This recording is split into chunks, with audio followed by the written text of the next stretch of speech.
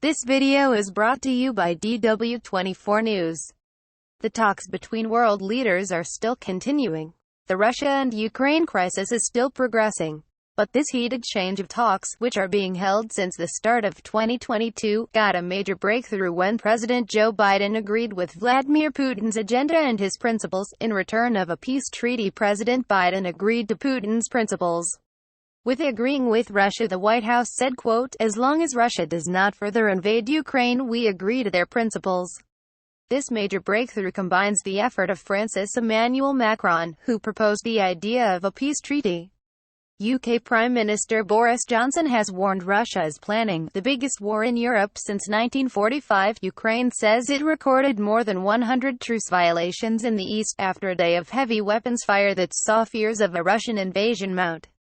There is strong cause for concern that Putin is still committed to an invasion, UK Defense Secretary says.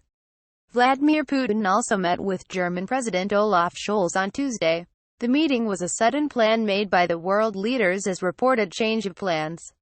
In the meeting, which was held in Moscow, the German Olaf Scholz gave Vladimir Putin his own set of possibilities for the de-escalation of the crisis with Ukraine. He also said that, quote, "There is always a chance," adding that, "our possibilities are far from being exhausted. Of course, they should not continue indefinitely, but at this stage one would suggest that they be continued and increased." Another main concern of the meeting was that, while Putin and Scholz meet, Russia's parliament is expected to consider two bills that would recognize the breakaway regions in the eastern Ukrainian provinces of Donetsk and Luhansk as independent. One bill put forward by the Communist Party would fast-track a decision straight to Putin, while the bill put forward by the Putin-allied United Russia Party calls for the decision to be considered first by the Ministry of Foreign Affairs and other agencies.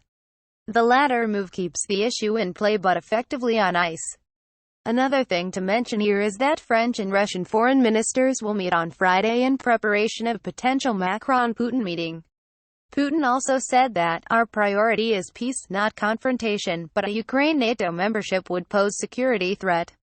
But we must understand the reality we are living in, and I have said many times already that if Russia faces a threat like admitting Ukraine into NATO, then the threat against our country will be multiplied," he added. It was also reported later on that Putin will hold another security conference on Monday to tell the world his demands clearly once again. In spite of Germany urging Putin not to play with human lives in Ukraine, as European meeting gets underway. Ukraine sees no reduction of Russian forces around its borders, defense minister says. Kremlin also said later that they don't have any concrete plans for the meeting, but still they agreed to Putin's demands. Now the questions stay the same: that what will Vladimir Putin go for? Either it's peace or either it's the biggest invasion of the human race. Keep watching DW24 News and help us showing what the truth is. Subscribe and press the bell icon for more updates.